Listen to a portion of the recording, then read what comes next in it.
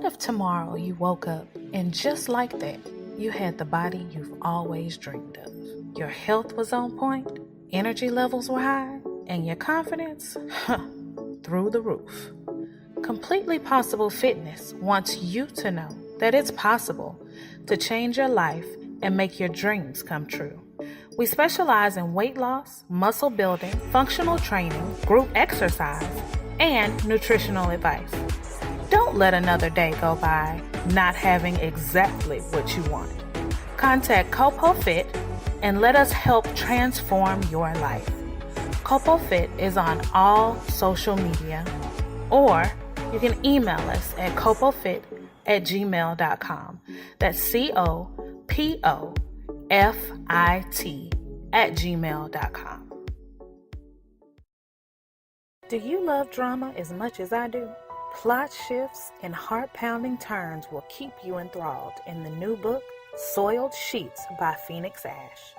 Dana and Marshall are drawn to each other, but their flame has a tendency to burn and splinter all that once mattered, quite possibly even each other. Will they make it through the debris or become part of the ruins? Find out when you purchase your copy of Soiled Sheets by Phoenix Ash. Now available via Amazon Books and all Kindle devices. And it's free with Kindle Unlimited. You're tuned in to Say What Radio with your hosts, Justin, Taz, and the other guys. Ladies and gentlemen, let's go. Say What Radio.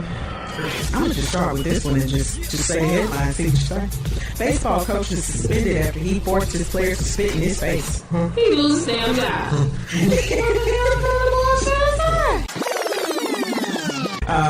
A Greek man was convicted of stealing electricity despite being dead. Yeah, convicted him after he died. So he didn't do it before he died. Yeah. No, okay. What is that? Over. It's me. Say what? Say what one more goddamn time. All right. It is Wednesday night, so you know what time it is. Say What Radio's coming at you guys. Got your girl Justice here hanging with the other guys. Brain fart? Yeah, it was very much a brain fart. This is like the second time this happened. I did a podcast interview the other day, and I just complete blank. I'm like, what am I supposed to be saying? Interview with who? Jenny Hollis. She is a motivational coach and life enthusiast, architect person. So that actually will be coming out sometime in February. Just an all-around hustler. Mm-hmm. Always. Well, go ahead and start it off to my left since Taz isn't here, so you can start off either way you want now. We got 3D. McCoy is here. Dre T. Big McCoy forgot his radio name for a second. Yeah, I knew it. I was just waiting to see what T was going to do. Which way we going? Yeah, I got you. I was confused. So, Birdbox. Birdbox is an apocalyptic movie that stars Sandra Bullock, Sarah Paulson from American Horror Story fame. Does it really star Sarah Paulson? That's very true. That's just very, very, debatable. very true. She was in the trailer. Well, appearing in is Sarah Paulson. Guest appearance. B.D. Wong. John Malkovich, my favorite character. Yes, John Malkovich. Yeah. Great actor. I actually wouldn't have put him in a movie like this. Had I been like a cast director for this, I never would have thought about him as this. But he actually did well in this movie. Lil Rel. We got to forget the black. Oh, yes, Yeah, Lil Rel. Lil Rel is coming up on his stuff. I will say that. I want to say I saw him first, not in Get Out, but Carmichael Show. He was on with David Allen Greer. Yeah, David Allen Greer and everything like that, and that's when I saw. I was like, this dude is hilarious. But he's doing pretty good now. Although I don't know how does anybody watch his show? I've watched a few episodes. It's okay. It's kind of like Martin-esque, but a lot of it is based on like his real experience, his real life experience. Like the fact that he is divorced and with kids, and the kids live with the mom. Like that's a part of the show, but that's his real life. So I watched a few episodes. It's okay. Yeah, I haven't got a chance. He doesn't know if he's getting a season 2 yet, though. So they haven't come out with that. So based on that, I don't know necessarily how the ratings have been. I don't like the time slot He comes on Sunday. I just watch it on Hulu, so I don't know. I'll be at the house. It comes on Sundays? Yeah, Sunday nights. But, you got NFL at the same time. Night games. Well, maybe that's what it's competing with. People who aren't watching the NFL now. Yeah, they need to move it. But there's a lot of other stuff that comes besides sports. There's a lot of stuff that comes on Sunday nights that YouTube has to compete with other shows. And then also, it's not consistent because, like, if a game runs over on Fox, then it's going to come on at, like, 9 o'clock. Oh, yeah. Or it's going to come on, okay. and show, like, the last 15 minutes of the show before the news. Oh, man. So it's a bad time. Got a terrible deal, yeah.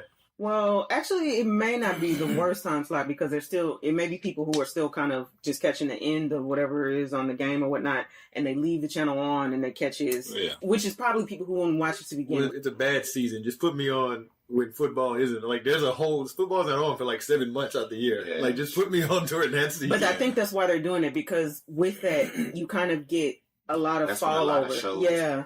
Kick off too, though. So there'll be a lot of competition. But he doesn't have enough star power to... Not yet. Yeah. It'd probably do better as a web series. Probably. I would assume so. I was watching an interview he did on Breakfast Club recently, and he was just talking about how he doesn't want to get typecast, which is why he's done like the Get Outs, and then he's done like Birdboxx, which we're getting ready to talk about. He was just kind of giving insight actually on the filming of Birdboxx, but he's coming out with another comedy special relevant too. Okay.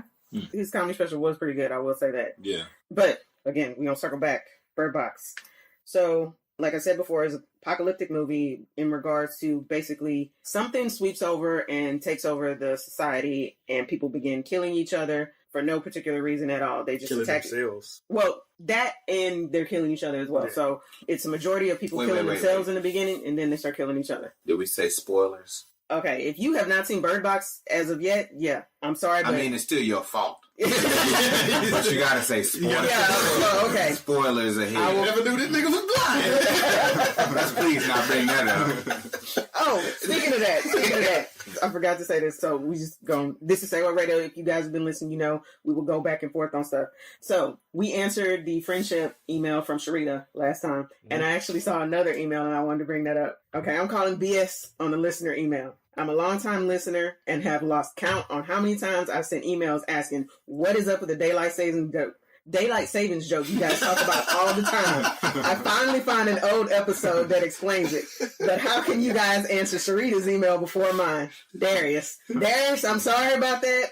I will go ahead and take the blame on that. Going through the emails, I'm bad at it. I'm not going to lie. I'm getting better, as you can see. So, Darius, I'm very sorry about that. I'm glad that you found the explanation on the daylight savings time joke. We will go over that, but at a later time. But right now, back to Birdboxx. I just wanted to say that. I saw that and I forgot about that. So, Darius, I'm getting better. Sorry. Yeah, we'll get into more listener emails. Yeah.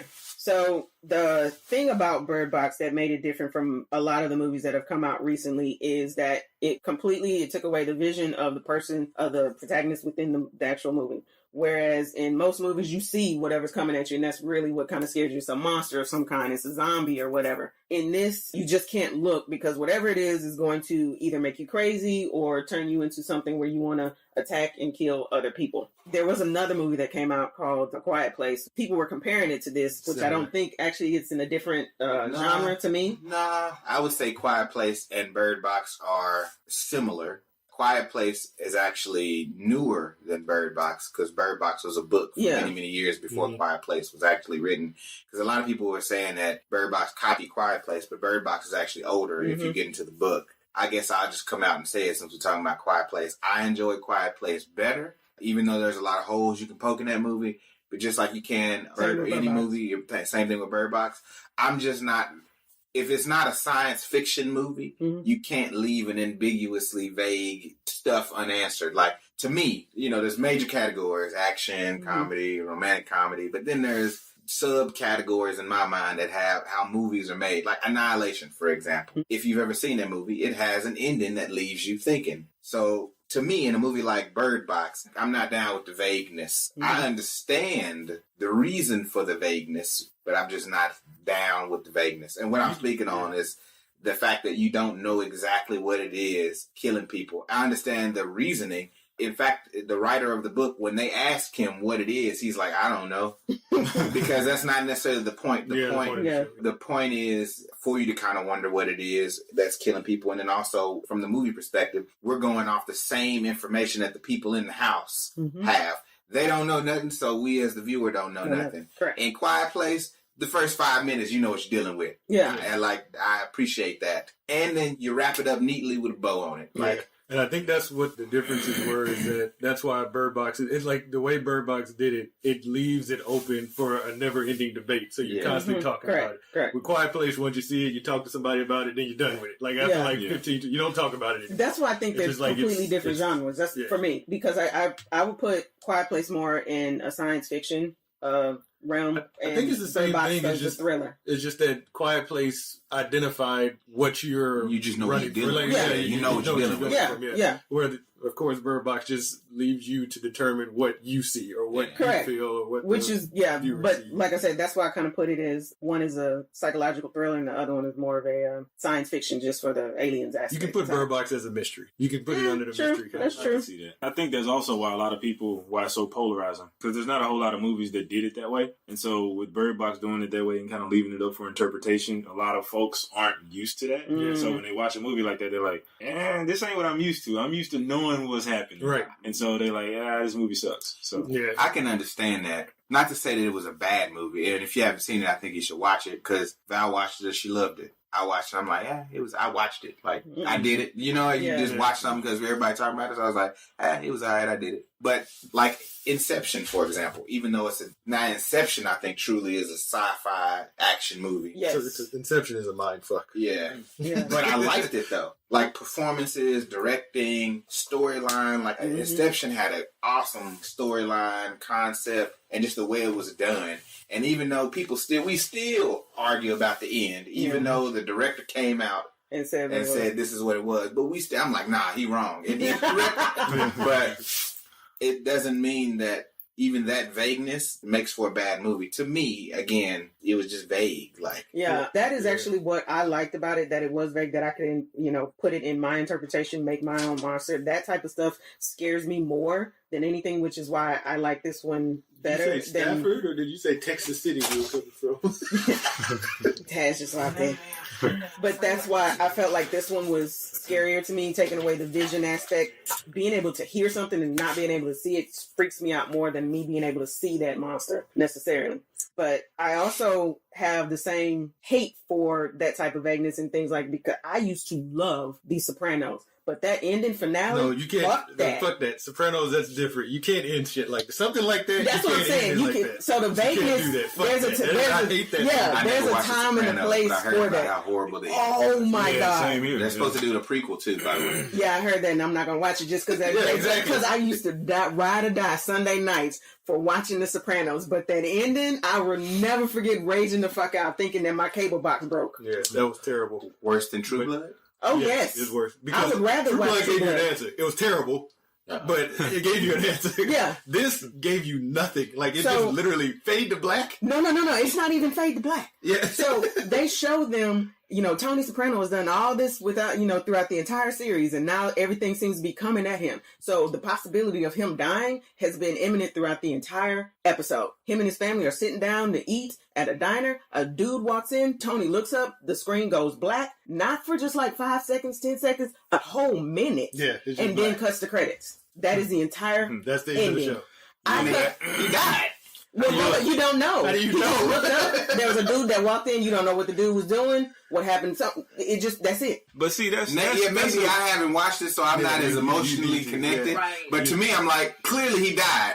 No. Or clearly it went down. Like, but the way they did it was very dickish. I mean, because even if you wanted to leave it ambiguous, you would just fade to the credits. Yeah. No, the fact that they were black for a whole minute. It was a whole minute. Let's give you some sound effect like gunshots. Nothing. It's just black. It's just black. You don't hear anything. It's like not only are they giving you a cliffhanger, but then they rubbing it in your face too. Yeah.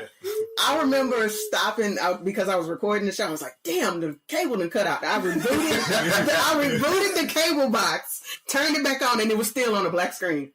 And I was so pissed off when I saw the credits roll after that. I was like, damn, I missed it. That may have been like one of the first big controversies on the internet of people getting just pissed about a certain ending of a show.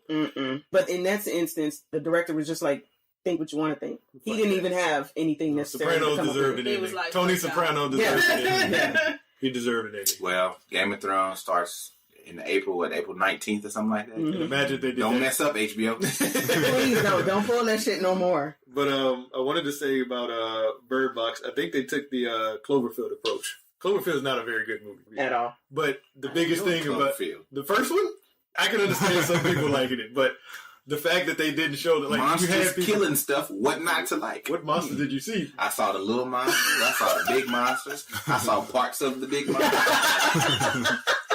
Well, they took that approach. They took the Cloverfield approach where everybody wanted to see, like, the monster, but it's like you don't necessarily get the full view of it, or it leaves you to make your own interpretation of what people are running from or what's killing people. And even though Cloverfield may not have been like this great movie, it's still talked about. Now it's something like, that's why when Netflix came out with that Cloverfield movie out of the blue, people watched it. Even though you don't necessarily No. Well, actually, what brought it back was Cloverfield Lane. You hear the name, but People you saw wouldn't have watched Cloverfield. Cloverfield Lane if you didn't know about Cloverfield in the first place. Honestly, no, that's not why I watched it. I watched Cloverfield Lane because I got a free pass. But after that, I was like, oh shit, maybe I need to start watching Cloverfield movies. But that's what I'm saying. But you saw the movie and thought it was good. But the impression around Cloverfield Lane, you got because of the name. If they didn't put Cloverfield in it, they just put Lane or some other shit, it wouldn't have had anywhere near the same amount of buzz. It was because Cloverfield was in it. I really don't know. You went in there with the expectation, and they didn't show you what the hell you were running from in that. No, they didn't. Well, actually, they did. Kind of, sort of. But no, what I mean is the Cloverfield Lane, and the director wanted that. He actually said that worked against them, and he wanted that. They never said what the movie was about. There was really no trailers or anything. He wanted them to go in with the sense of, I don't know what this is. So yeah, I understand, but when you put the name Cloverfield in there, you create a certain expectation, and that's why everybody's trying to tie all the movies together. That this is just happening in a different part of the world. But he actually wanted it to where it was people going like, I don't want to see this because it's Cloverfield, and then the word of mouth to actually take on when some person saw it and was like, this is actually pretty good. So yeah, Cloverfield Lane was the best one out of all of them. Yeah, but when I'm just the Cloverfield name in general, you can come out with something called Cloverfield Ass right now. No, people will still watch. I'm telling you, people will still watch it. Not because it's good. It's just the name. They have that name. They came out with a new Cloverfield. They're actually doing it now. Not doing it now. You wouldn't watch it. Not now. You watch it. You can watch it. Not now. If I have to do a review on it, but not now. I wasn't gonna pre-order Destiny, and I didn't. But I'm saying they took that same, like, if they come out years later from now, if they come out with something called like Birdboxx Lane or some shit like that, you hear Birdboxx, you're going to want to watch it, even though if the movie wasn't good to you. It's just that it carries that name now. Especially now that you didn't get that conclusion. Yeah, exactly. Yeah. So you're gonna watch it like, well, maybe they'll explain it in this one. Yeah. Once you watch one movie, you invested as far as I'm concerned. You have no choice but to. Okay. So one thing that a lot of people came up with, unfortunately, the Birdboxx movie spawned viral challenges, memes out of the yin yang. So we had our first accident of the year from a Birdboxx challenge of an asshole actually doing the Birdboxx while driving.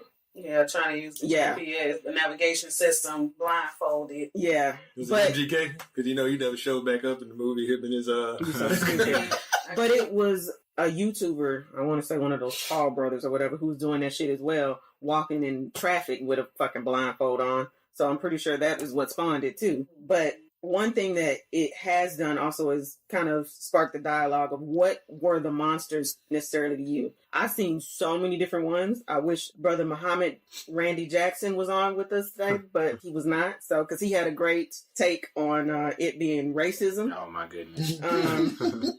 It made no sense whatsoever, but I wanted y'all to hear it. There are some other theories about it being about mental health, social media, religious things, all kind of stuff like that. I think that was great, and it actually got a dialogue on people actually talking about this type of stuff. The only thing is, did it do anything? I mean, is that going to help anybody? Even though you got to talking about it, is it going to help anybody? Are you going to go out and change something because you've seen this, or believe that, hey, that was so monumental to me? Because some people were seeing the instance of Sandra Bullock in again, spoiler alert, in the woods with her children, screaming, don't take my children, don't take my children, and, fighting, well, not necessarily fighting, but standing up against the monsters is something that was great and poignant for the movie. But are you going to do something like that if you feel that this was about social media, or if you feel this was about racism or something like that?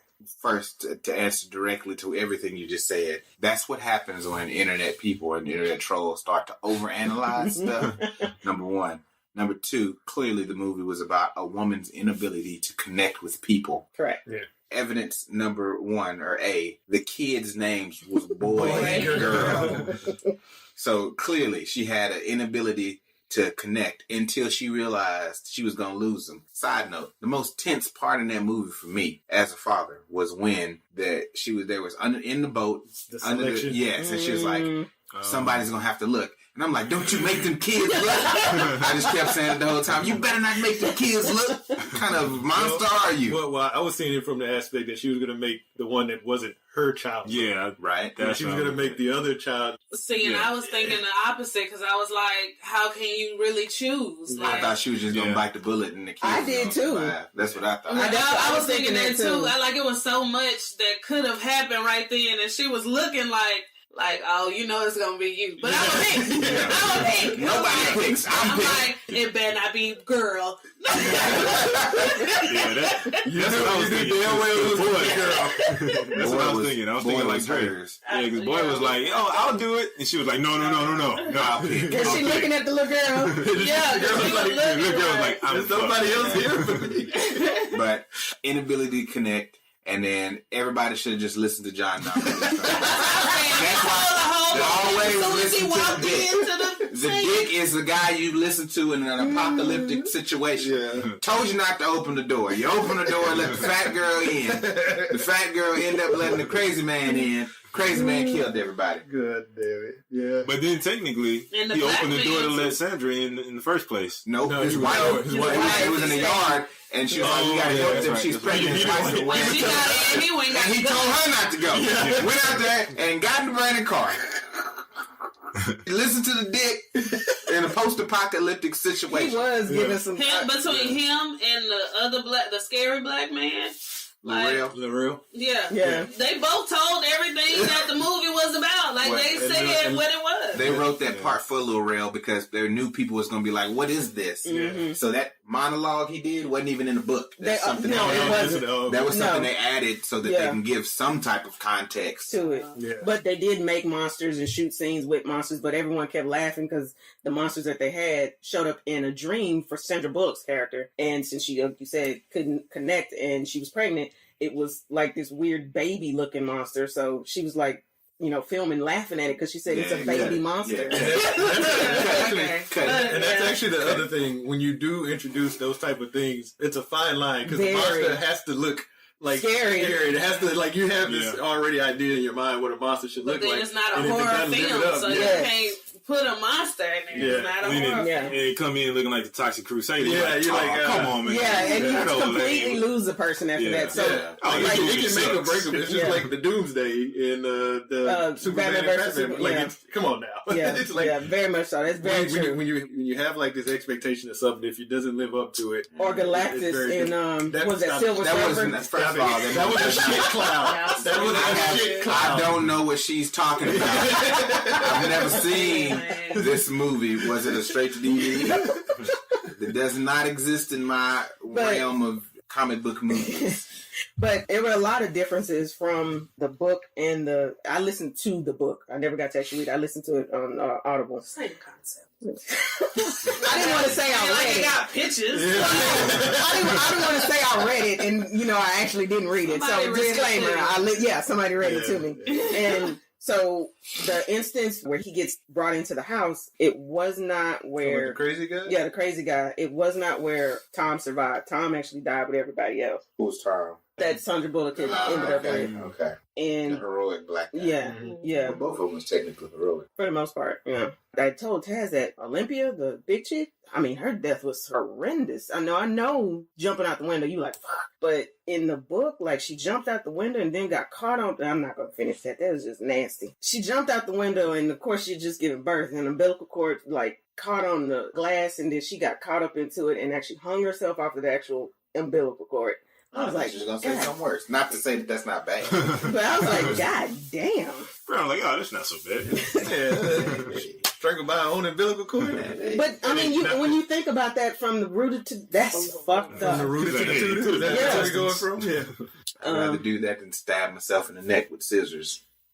Maybe. I don't know which one is worse. I just don't want to drown. I think drown is the worst. Yeah, when they were on that boat, that messed me up the entire time. I am definitely afraid of scared because none of you water. Negroes can swim. No, just the thought of my lungs filling up with water sounds very, very painful. Also claustrophobic, so. I would argue getting burnt alive is worse. It depends. I've heard people, I would argue getting burned alive. I could just in water, it comes to a point where you can just let go. Stop breathing. Like, fire, How do you stop breathing? Stop breathing. Then you're already dead. Stop fighting, what I mean.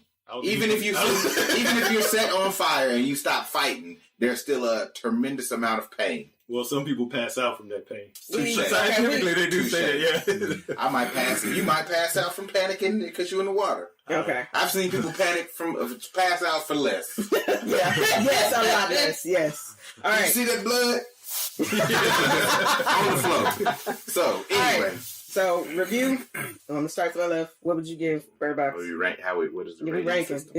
It's 5. You give him an 8. 5. ABC or 1, 2, 3. ABCs with 5s. I give it a 7. 7 5s. 5. Oh, 5s? Yeah. 1, 2, 3, 4, 5. It's not with a 3. Okay.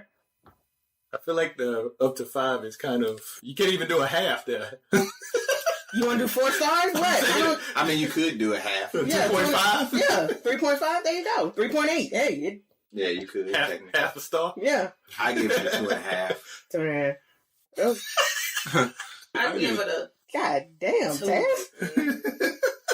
All I can say is I was entertained Right. on the ride back from New Orleans. Yeah. I think I would give it a 3. I'm gonna go ahead. I'll give it 3 too. So collectively, y'all add that up.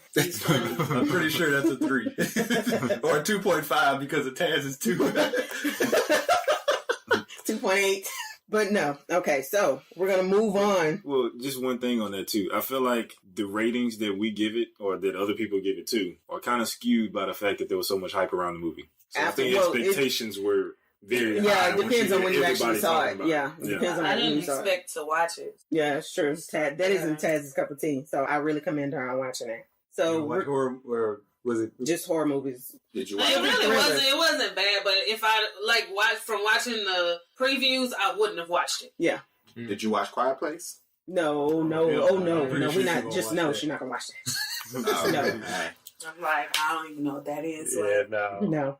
So moving on to Fyre Festival. So these documentaries that actually came out are regarding, as I just said, the Fyre Festival. Fyre Festival was an event that was supposed to take place in the Bahamas in 2017 surrounding an app called Fyre. Fyre was to be a platform. Yeah, it was supposed to be an app that allows like regular common people to be able to like Yes. book celebrities for like events. On its core is actually a pretty favor good for idea. celebrities. That's pretty much what it was. Like you're supposed to be able to book, like if I wanted John Legend to come to my wedding to do something or whatnot, you're supposed to be able to use the Fyre app to be able to book him and to get through to the right people, I guess. I don't know what happens on the back end. Yeah. But from our perspective, You've got essentially selecting a request to book one of these celebrities. Now, this company was started by Billy McFarlane. Billy McFarlane. Same guy behind Magnum Penises. Magnesis. That's what it sounded like, Magnesis.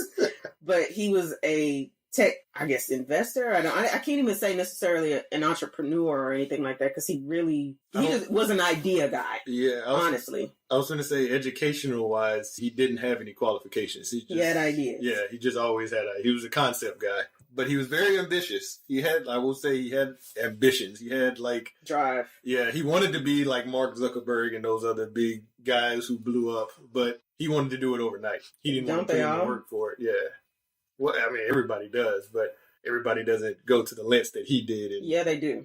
Well, I've told you that before. I don't know if you guys have ever heard of Theranos, which was a health technology company run by a woman, I believe Elizabeth Holmes. She modeled herself after Steve Jobs, even wore the turtlenecks, all black, everything. And she kept saying, oh, my company has this great concept of technology that's proprietary, and it's built off of you being able to do DNA sequencing without the rigmarole that you actually have to do right now and things like that. And she said, oh, you send us this and we'll be able to get it back to you, turn around. It's so much less than other companies and blah, blah, blah, blah. And it turns out hers was actually built off something similar to Fyre. It was a complete scam. She was using other companies to do her work and just paying them to do like expedited stuff. It was nothing special about her, but she was able to get a $9 billion IPO for this company. Is she in jail? Well, she's about to be. Well, I mean, yeah, there's a lot of people that do scams, but there's not a lot of people who strand thousands of people on an island with no possible way to get out, no food, and no water. Were they getting the product that they requested? No. Well, we got to get to that. I'm like, I don't see where the scam coming. Yeah, like, so Fyre was, as Dee said, was something that where you could book celebrities for that necessarily. And one thing that he said for promotion would be is do this music festival, since you're trying to do celebrities, mainly music celebrities for the app or whatnot. He said it'd be a great promotion. So they went out to the Bahamas, shot this video with these models, and put it over the internet.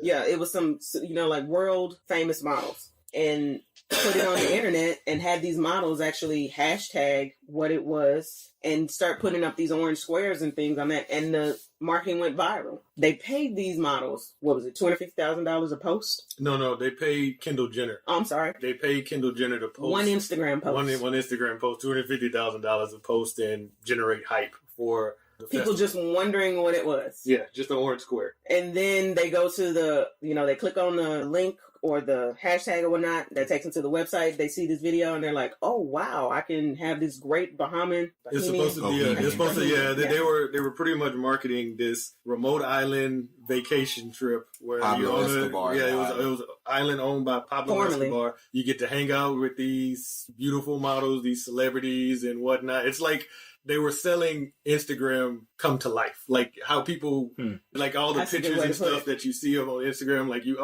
that's the kind of stuff that I want. They were selling that, yeah.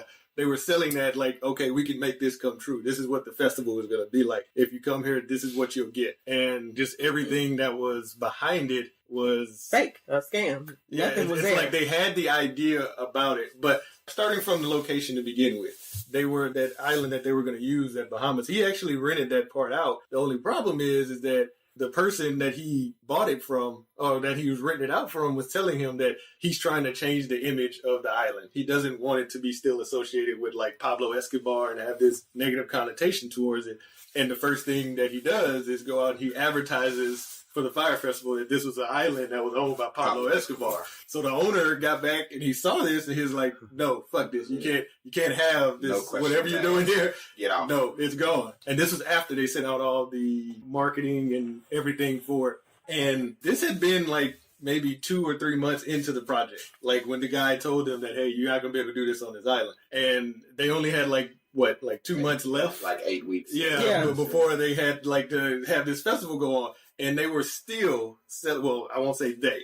Billy was still having them sell tickets for the festival. Pushing it hard. And it's not cheap tickets. Like to buy a ticket to this festival, it's at the very least $5,000. Yeah, like that was like the cheapest, $5,000, and they went all the way up to like $250,000 for some of those rooms. Yeah, for the experience. Yeah, they were promising people villas, all this like fancy catering, and all this private planes that flew them out to the island and whatnot. Mm-hmm. And little did they know. They didn't know that they had to actually build the actual infrastructure on those islands, because those islands aren't made for that. Like, there's no toilet, there's no sewage electricity, system, running water, there's none of that. So they had to build that entire infrastructure, and everyone leading up to the project kept telling him he would bring in advisors to like give him an idea of what it would take and how much money and what it would need. And everybody that came in was like, "Dude, you need like a year at the least to plan this, to set all this, build all this up." And Billy just kind of pushing like, "Well, how much money would it take?" And it was like, most people tell him, it's like, it's not the money, you need the time. You just don't have the time to do this.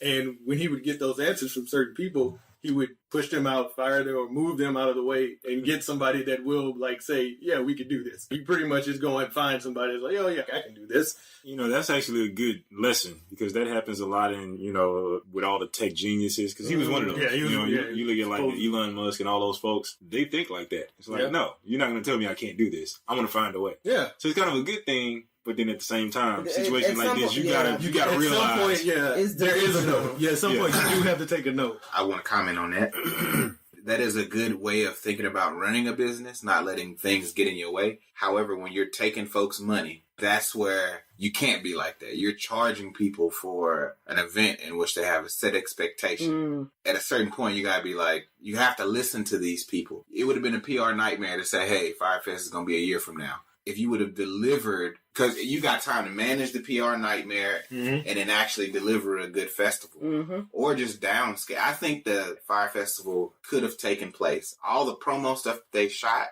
that could have been Fyre Fest. It could have just been a one-day event. We're going to fly you into this island for one day. You're going to be around all these supermodels. And we have a small list of performers, including, 2 or 3 big name people, and after that we're gonna hang. Like that could have been huge. And then the next year you say, all right, we did this small thing that you guys saw. These are the people that attended from a regular person perspective. Now we're gonna make it 10 times bigger. Yeah. And it's gonna be a year from now. This is the date. These are the prices. Like it could have been successful. Yeah. But the biggest thing that got in his way was just his ego. Like, I don't think it was that. He was just greedy. No, it was his ego. He was greedy, but it was definitely his ego too, because he thought that any amount of money can solve any problem. Is what he thought in his mind. All I gotta do is keep throwing money at it. Yeah. And then all I gotta do is find the right people to tell me yes, and keep throwing money at the problem that ain't mine. Right. And then I'll get it fixed. And at the end of the day, you're dealing with an individual who he's just a scam artist. Like, to me, he's not a creditable businessman. He's a scam artist. Because even when you go back to the Magnesis card thing, his buddy had a personal Amex that they had ran up because you offering these people benefits that they don't really have. Yeah. You're just covering the back end of the expense, putting it on another Amex. So he never was a credible businessman. It's like a Ponzi scheme. He does those fly-by-night operations. Yeah. Like, I can make a quick lick here and then move to where somebody doesn't know me, and I'll make a quick lick there and move to where somebody knows me, and just keep making these quick licks. It's just that with the Fyre Festival, it went global. It got out of hand, needless to say. Yeah, it got way out of hand. Because, he wasn't thinking about the people at all, like that he was selling the tickets to and whatnot. Because he kept selling tickets even though he knew he couldn't fit any of these people on the island. To him, it was about the money. We need to keep selling tickets because I need to get the money to pay off this. But like, dude, you can only fit like 500 people on this island. And you're selling like 4,000 tickets. Like, what are you doing? Like, it makes no sense whatsoever. Eventually, you had to know that was going to blow up in your face. Right. I don't think he did. But the fact that it got all the way, like, you're what, like a week or so away. Like, it shouldn't even made it that far. But you're a week away, and at this point, it's just zero possibility of this happening. He didn't even have the water yet. You had to make it. Go and make wait. Okay. I need you to actually explain that specifically, because that is something we cannot gloss over. If you can, I'll do it. So, as Dee said, time is winding down, and they didn't have the resources for this. By some miracle, we're able to get what seemed like FEMA refugee tents and some mattresses and keep in mind these people what they told them were villas. Not seem like FEMA. They were FEMA. They were FEMA tents. And honestly, if I'm just being, I guess I'm being nigga, if you will, for a second. The tents wasn't that bad. Well, that was the thing. Just the fact that you paid. That is exactly what I was just about to say. And the guys brought that up to them a few times. Set the people's expectations. Just say, hey, we had a mishap. This is not going to work. They kept telling him that. Yeah. And he was like, no, that's not what we're going to do. Just, keep because he knows people aren't going to pay for that. Correct. That's why. So, wind it down. It's like, I think, 72 hours before it. I just want to add one more thing before you get into a 72-hour situation. Yeah. Even when because he had a whole PR team working in New York, sending out, updating, and posting things. Even when the head PR guy was like, at this point, I'm no longer misleading anyone else. Billy said, okay, that's fine. Called him the next day and said, hey, I got somebody else that's going to do it. Give me the credentials. Send them the credentials so they can continue to put out this falsified information. Yep. And then Ja Another reason. I'm sorry. Go ahead. Then I'll come back to Ja Rule. I think you should finish your Ja Rule point because I think after the 72 hours, there's some other things that are going. Okay. You may not be able to get back to the Ja Rule point. Ja Rule point. This nigga at the end of all of this mess is on a conference call with Billy and everybody. And he talking about, we need to regroup. We need to redo all this. And we got to get it together. Everybody happy. I mean, everybody said we need to be happy. We need to turn this around. But it was like false advertising. No, it's like it's fraud. It's fraud. Yeah. I wouldn't say fraud. I would say false advertising. The looks on everybody's faces was like us in the room. Right? Yeah, like, nigga, please. But, okay. Tomato. Yeah. Right. What are you doing? It's not real. Either and way. because of that nigga should be in jail too. Yeah. But this was the most shocking thing of the entire documentary to me because, as Dee said, this guy was a scam artist, but for some reason people were seeing him as this charismatic, like, Messiah-type genius or whatnot, and it just that did not make sense. People kept believing in him, putting more money into him. I don't even know what that guy was, the water guy. What was he supposed to be as him? He was an event planner. Okay, the event planner. Coordinator. You mean Andy? Yes, Andy. I suck a dick for water.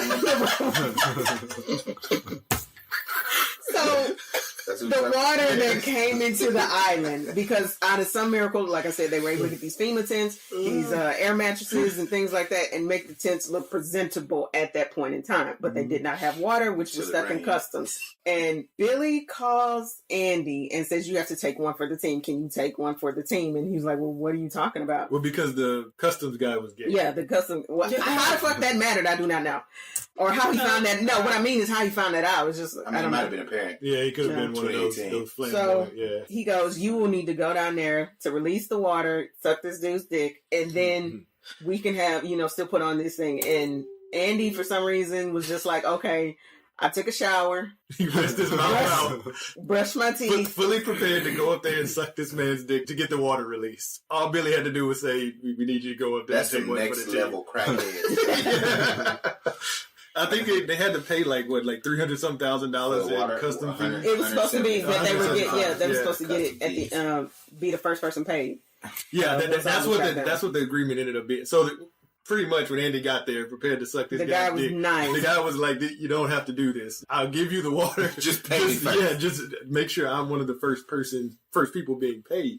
And he was exactly the water release from that. And one thing we haven't talked about is like the workers. They pretty much 24/7. had everybody on the island that could working to get this event. They were day laborers, but they weren't getting paid yet. They were supposed to get paid after the event took place. After everything's up and after the event took place, they were supposed to get paid. So you had all of these people working. You had that one lady that owned the bar. The only restaurant on the island at that point. Yeah. And you had all of these people working. And so like when they started getting like closer and closer, like a week out or 72 hours out, when they realized, like, okay, this shit isn't happening, they started demanding, like, they get paid. Like, obviously, if I've been working for a month now or whatnot, I haven't gotten paid, they're going to start demanding because they're like, this shit ain't going to, I'm looking at this place now, it's not going to happen. And so, of course, they started demanding money, which brought even more chaos to the whole event. And the final kick you in the dick moment was, this guy decided to step in and was like, in this shit. And they had the worst storm the night before the festival was supposed to come out.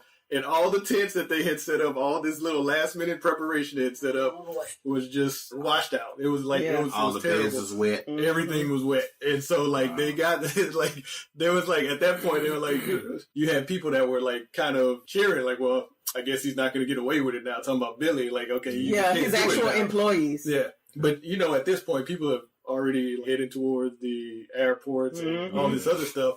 And it was funny because they were still, even after all of that, they were still trying to get this festival to go off. There's no other way. Sending out emails to people saying, hey, you're going to be there the entire weekend. It would be easier if you put money on these, on the bracelets. These RFID bracelets. Yeah, that was that happened a little bit before the show was actually started. So there were several mishaps, needless to say, throughout this whole process of getting the Fyre Festival set up. One of the mishaps is when they were running low on money, and it was towards the end. It was after the water incident, or round about the water incident, and they were running low on money. So they had these bracelets that were like currency, this bracelet. Like when you go to Disney World, you load your bracelet, you swipe it. Same concept. However, being that he's a scam artist, they would contact all the guests and they would say, hey, people are loading up their bracelet. The standard amount is $3,000 that people have been loading. And then it cuts to a person that was going to attend the festival. He said he hadn't loaded it. He said a woman called him and aggressively said you needed to load money on this bracelet.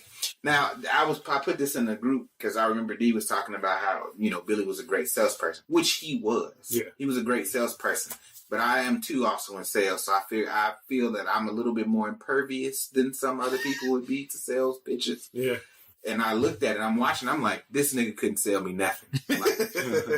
He sells to rich, I might not be politically correct, but this show ain't necessarily politically correct. Rich white people. Well, they said it best on there. He knows how to appeal to millennials. He knew how to get their attention and get them to do the things they... White millennials. You gotta put that on there. There was an Asian boy on there. Thank you. There was an Asian boy on there. He probably ain't, accepted much as people. We just keeping it 100. But he probably ain't accepted. That was Billy's gift. He could appeal to millennials. You gotta put a disclaimer on it. Yeah. He had people aggressively force folks to load money on this. This was another scam throughout the scam of how they could get additional money to continue with this scam. So, out of the people on this show, I liked Andy, even though he's about to do something very stupid, suck dick for water. The way he rationalized Fyre Festival when it was like, okay, the guests here now. Which I also thought it was funny that when a bus driver, they just loaded people up on the bus, and when they got there, a regular school bus, and they pulling up, and they was like, "What is this?" The Bohemian school bus driver was like, "Oh, y'all here for the Fyre Festival? Wait till y'all see this. Y'all in for something." Like he dropping all these hints as they pulling up. So it was just all this came to a head, and it's just getting worse and worse. And like Dee was talking about earlier, the residents knew that this wasn't going to happen. So they just, you here for the Fyre Festival? It was just ridiculous. But Andy rationalized, he was like, Woodstock is heralded as this great American music festival, but it was a total people don't talk disaster. About the bad part. They don't talk about the logistic traffic and cars being backed up. There really being no food or lodging, but people would just remember it as a great event. The place where Andy's wrong is that Woodstock actually had performers. They had running water. They had other stuff that people could do. Yeah, like they had all the performers were canceled for Fyre Fest. The guy who was over Fyre in New York was like, once he kind of knew where this was going, like it was coming to a head, he's like, I just canceled all the acts. And most of them actually pulled out, and they said, Blink-182 pulled out. And if you're wondering why Major Lazer pulled out. And if you're wondering why like the people like right under Billy and whatnot, like the event planners and the media people and all that were still doing this stuff, Billy was holding their checks over their heads as well. So they weren't going to get paid unless the Fyre Festival went off as well. That's what one of the other guys had the money. No, he had the money. He just didn't want to give it out. Yeah, he didn't want to give it to them. Like, I wonder what happened to, what was that woman's name? Corolla that was funding. Yeah, she was like a wealthy woman investing all this money. I wonder what their situation is, because she would buy anything that Billy was selling. Oh, she lost a lot of money. I guarantee that. Yeah. I wonder if she got him in, like, if they're in court. Litigation. Well, he's being sued by a number of people. I mean, most of the judgments range There's a class action suit against. Oh, they got it. It was, was it 100 million? Well, yeah, for those. But the other ones, they range from anywhere from $2.5 million to $100 million. So, yeah, there's no coming back from this for them. And he was also barred for not being a CEO or he can't really be a head of any company for life. Apparently he knows his way around that, because you remember when he got out on bail.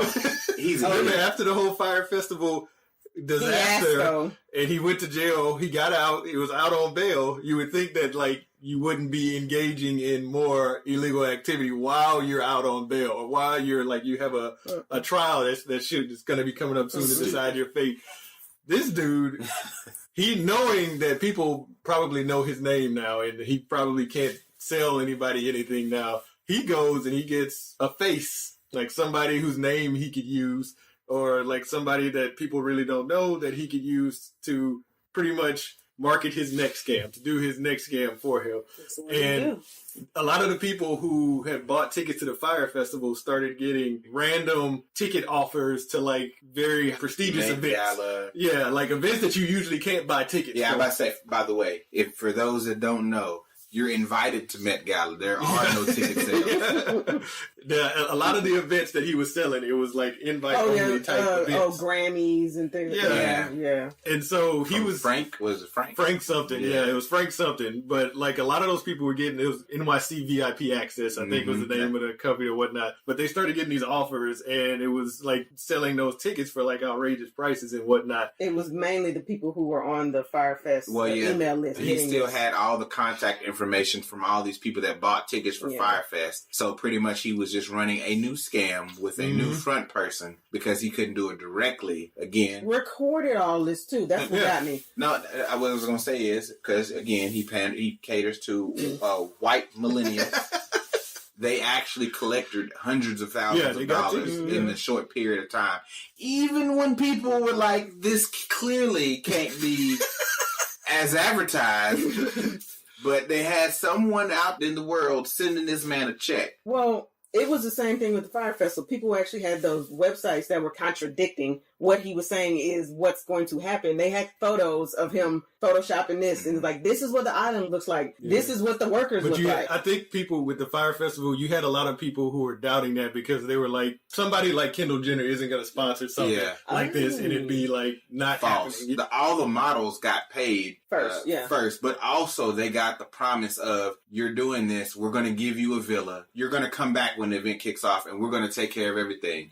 So you're going to come back. So the models were victims too, in a sense. They thought that, and that's where the whole advertising law for social media came from, this whole fiasco. Oh yeah, sponsored ads. Because the models just said, I wasn't doing this knowingly thinking I'm going to cut. I thought I was just going to come back and enjoy the festival and have a villa. So they unknowingly were going along with it, and a lot of people and they got were paid, doing so why would they think? Why would they think any different? They thought that, hey, this is legit. He's a guy with money. Even when they first got to the Great Exuma, which was the island they settled upon, one of the biggest islands in the Bahamas, when they settled upon that island, the people that lived there were like, this white guy, Billy, has money. He has money, and they're going to do this festival for another 5 years here. So we need to make him happy, because that's revenue stream. If they have this huge festival that they put on, I don't know the financial situation in the Bahamas, but I can't imagine it's great. Well, I'm thinking everybody was believing it was going to be like another Coachella. Yeah, I mean, that was the thought. And they thought that if they came and we treated them well, like the restaurant owner, that was her thing, was like, if I did my best, then every year I'm going to see this huge revenue stream around this time of year. Obviously, it didn't go that way. But she still hadn't gotten paid. I want to talk about the guest experience real quick about this cheese sandwich before we go any further. So, when people arrive, start from there. Yeah, so when people arrive, obviously I was talking about the bus driver driving the bus, cracking jokes about, and so when seeing people's reaction when they get to the actual campsite, not to mention they were at the woman's bar. What was that, Mary something? They were at her bar for like 5 to 6 hours. And they said that was actually the best part of it. Yeah, that was the best part. With no direction. Because they're supposed to get off the plane, go to the campsite, but because the campsite obviously wasn't ready and it had a big rainstorm before, they scrambling. So they just like, well, take them to the thing, don't say nothing. Just take them to the bar, don't say nothing. So the people there drinking, partying, thinking they about to get turned up or whatnot. And they finally get to the campsite and it's just chaos. Like nobody knows nothing. They like, this is what I paid my money for. There were no villas because as the event was coming. Actually, they had a couple. Actually, they did have a couple villas because a few people, the people who did get their villas, they got villas and they got their experience. Okay. Not people, they just got the villa. But yeah, they had fun. Some people with the Airbnbs though, because they were supposed to have a lot more Airbnbs. Because the Airbnb people didn't get paid, they was like, well, your event in my house is canceled. So they lost a lot of houses that they had secured, like right before the event was supposed to start. So they literally, like Dee was saying, you got a space for 500 people and thousands of people that showed up. So it was just chaos. They didn't even have lighting. Like at nighttime, you're just running around in the dark. And then they got a plate with some. Well, people were asking to get fed because they Mary's is closed and stuff. And it was a plate with a bread and cheese, a slice of tomato. And even after they officially canceled the event, you have to think about, even though you're canceling something, you have to have stuff in place to get the people back to the get them off the country. Oh, yeah. If you canceled the event and you had no way to get these people back home, so these people were just sitting they actually had locked them in. They got locked in the airport. Yeah, with no food and no water. I'm like, this is terrible, dude. Like, it's one of the, like, I can only imagine, like you said, with no lights part. At nighttime, that's, you know how scary as shit that is out there in the middle of nowhere. People weren't like rallying together. Like there was fights. They were fighting. There was people like looting. They was hungry. They was hungry and still drinking. Yeah. Still drinking. There was one guy who was like, there was this woman that just wandered in our tent and passed out. We just left the tent because we didn't know what else to do. Yeah. What you supposed to do? Like, it was just ridiculous. Like, and then Billy sacked up and got up on the table and was just like, hey, everything's messed up. Like, just trying to make sense out of chaos. Sorry, y'all. Horrible. Yeah. My bad. And I don't know. Did you watch the Hulu one? No, I didn't watch the Hulu. The Hulu one had an actual interview with Billy after all of this went down. If you thought he was an asshole, just watching, being a bystander, looking at all this, you watched that Hulu one. You can tell he is a habitual liar. He will lie just a lot. No, dude, that's another level. So, like the villas, the houses and whatnot. The reporter asked him straight up, okay, what happened? You said that you had this amount of houses. What happened to the houses and whatnot? Billy said, we had 250 houses. We had the keys to all 250 of those houses, but we lost the keys. What? Like Billy. You don't lose 250 keys. They was all in the same key ring. He said I lost the box. He said it was in a box. It was in a box. 250 keys in a box. Misplaced the box. And they said they misplaced the box to 250 houses. And like the reporter was like, "Are you serious, dude?" I broke my back.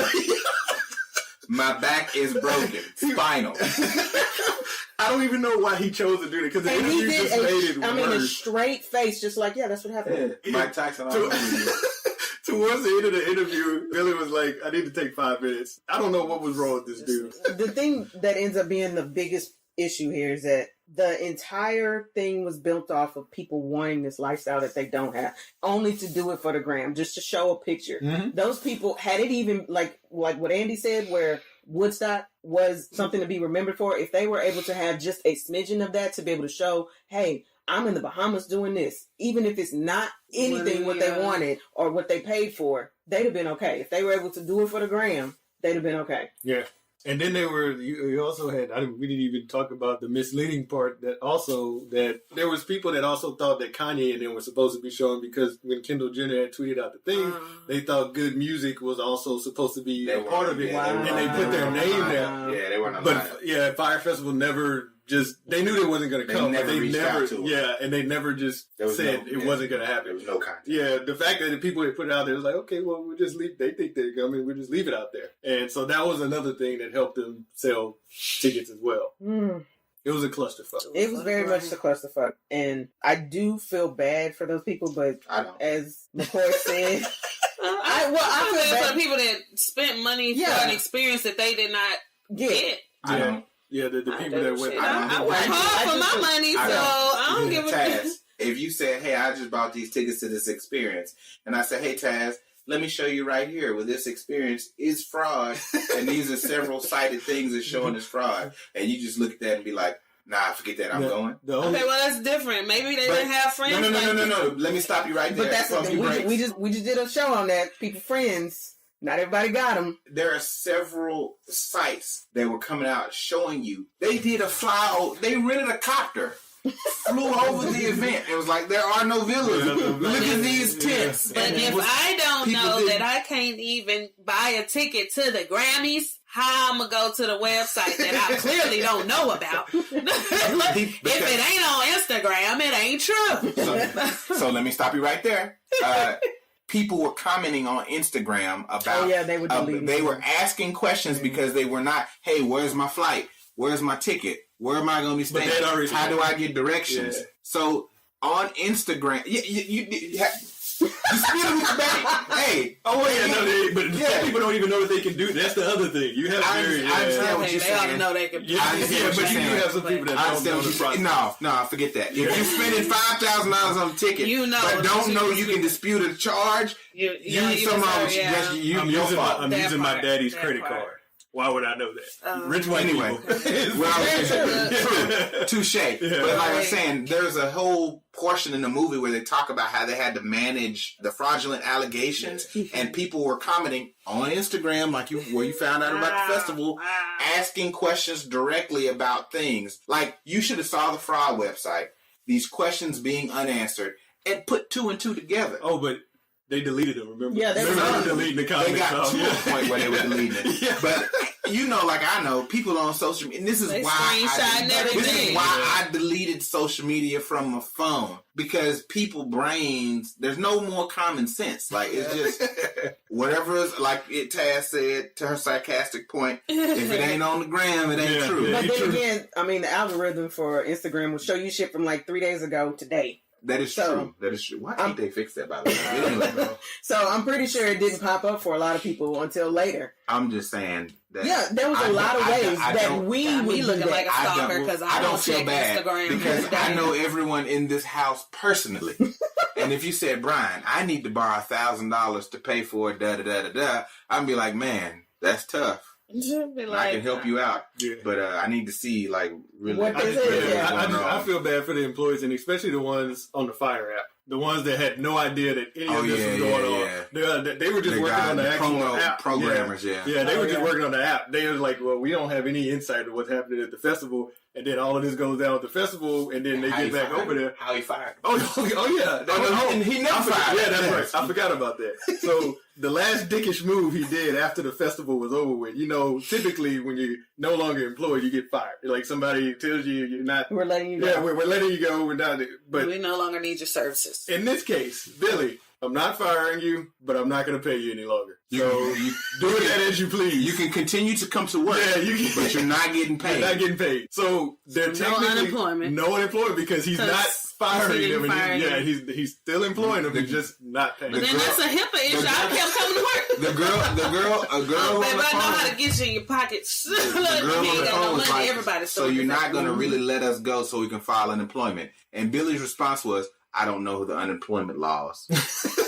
But you will no longer be getting paid, but you're not fired. Yes. So you're laying us off so we can't file unemployment? I don't know how the law... Yeah, he's like, I'm not sure about those benefits. So not only did the people... And it was a running joke. Hey, did you get your check today? Yeah. Was your check the right amount? Yeah. Prior to the fire...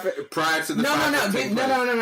I love the other one. Did you get your check? Was it in cash? Because the dude just brought him a bag of cash one day. A bag of cash. Because his buddy, Grant, was the other guy named Grant that was working on the app. Grant, who was also banned from being a CEO or anything for 5 years. Well, he wasn't directly connected to the festival. Oh, okay. From what I understand. But he still has some level of influence and running the firefighting festival, fire offices. But yeah, it was just... That right there is pretty much a cautionary tale of do your research on anything that you put your money towards. Also, the social media you have to view that in a lens. You have to know that what you're looking at is probably not real. Mm-hmm. So many people will rent out places and things to be able to do just pictures on there to say that they have this lifestyle. The Bow Wow Challenge is a very good indicator of that. So do not put the Bow Wow. Oh, so the Bow Wow Challenge was Bow Wow had put a post up saying,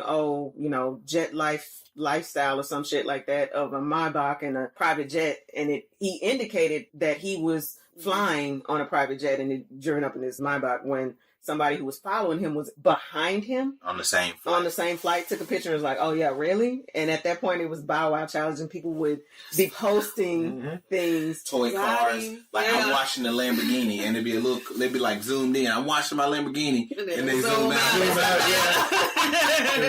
out. So yeah. And at that point, I remember him going on talk shows going like, no, I was just saying this is something I like. Really, dude? That's what you were saying? Mm-hmm. No, he was like, this is just something that I aspired to. This wasn't it was all kind of... He was like, it was an old picture. Yeah.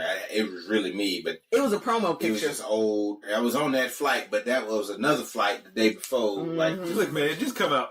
I got money. I was just fronting that time, but I got fucked. Okay, move on. Just come out and say tell the truth. I mean, Soulja Boy. That's something that we need to talk about. We need to talk about that on the next show because I want to talk about that so bad, but we will talk about that on the next show. But I do want to go ahead and wrap it up with, so the workers on the island, of course, they were out thousands of dollars and put down months of hard work to be able to do this at the time of the filming of the documentary. People set up a GoFundMe for these people, Mary, the restaurant owner, and the other workers as well. Oh, that was one thing that was funny too. So when they were doing the documentary, the dude who was the foreman for the workers at that time actually got a call from Billy while they were recording. Oh yeah, that was hilarious. That was on the Hulu, yeah. Oh yeah, he was like, yeah, this is Billy calling me. Like, what the hell? Yeah, they still ain't finna pay me. Why are you asking? Why are you calling me? Yeah. Click.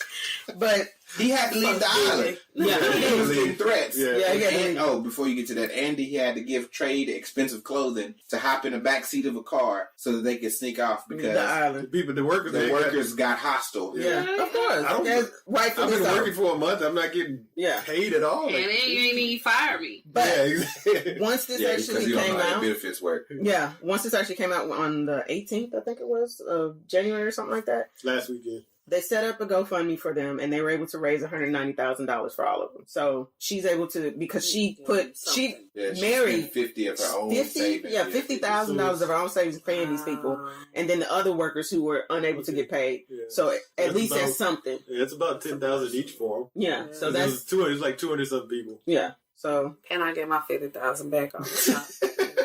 That's what I was thinking. I'm with Taz on that kind of down to 8,000.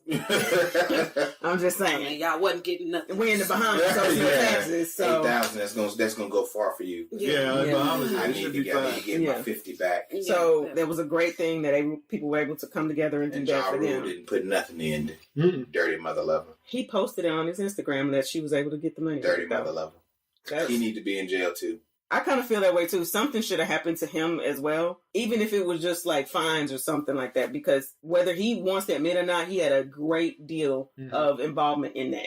A whole lot. He was with Billy the entire way. He gave Billy an additional platform. Yes. He took Billy with him to make Billy legitimate. Like, he was the reason that gave Billy credibility because Ja Rule is here. Yeah. So he would literally get up there and be like, yeah, Fyre Festival, we doing all this, but I'm going to let Billy talk. And then he'd shut up. Yeah. But, like, you can't, to me, in that situation, and you were at the promo shoots, and people were saying stuff was going crazy at the promo shoots. You can't claim plausible deniability when somebody was at the promo shoots with you, who him and his wife went and stayed on the island, was like, this island's not habitable. Like, when stuff like that starts happening, you can't say, oh, I didn't know anything was going on. Yeah. You can say you didn't get paid, but neither did anybody else, but you still were at fault. But the funny thing is, the only thing that Billy really got in trouble for was the wire transfer, those fraud transfers. That's really, from all that Fyre Festival stuff, he wouldn't have even gotten in trouble if he did those illegal wire transfers. Yeah. That's really what he got in trouble for. Hey, you got to catch them on what you can catch them. Yeah.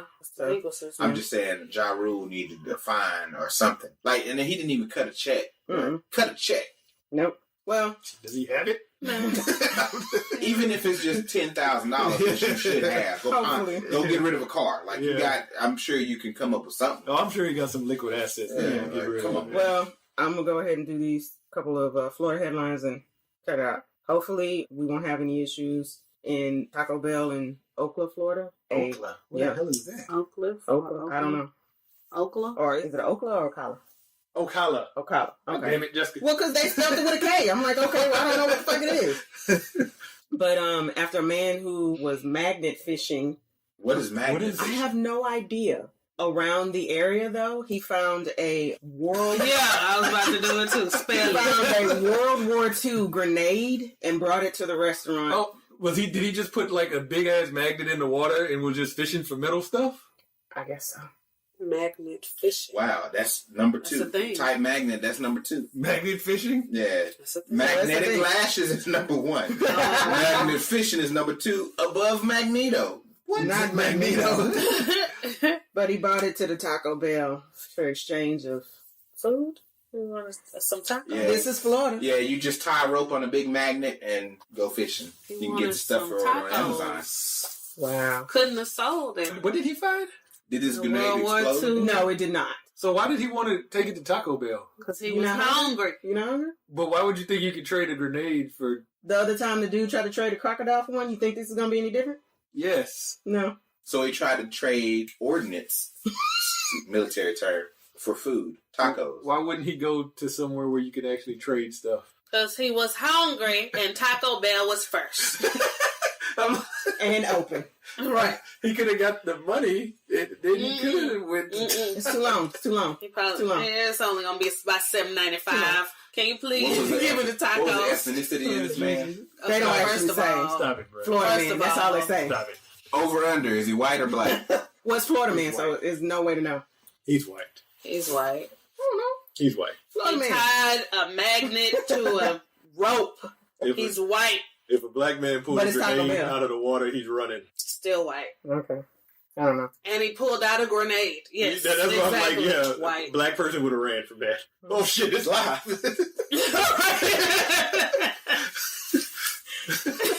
What? Yeah, black people in time, we got a You know what? thing. I'm just, Yeah. we just gonna end the show Can't be on dealing that. with bombs. We you just know? gonna end the show. No, bombs, anything Yeah. that... No, okay. we just gonna end the show on that. Explosives. There's a Okay, joke, y'all. if you ain't heard it, about black man in time. As always, please continue to follow us on social media. Say What Radio for all platforms, Instagram, Facebook, Twitter, all that jazz. Again, thank you for tuning in. As always, the biggest compliment you guys can give us is to really, really, really share, like, subscribe, review the show on iTunes, Google Play, thumbs up on Facebook, everything. Tell your family, friends about the show. We may not be everybody's cup of tea, but hey, let them listen and we can come to an agreement. You know, you like this, don't like this, but that was funny. Yes, it was.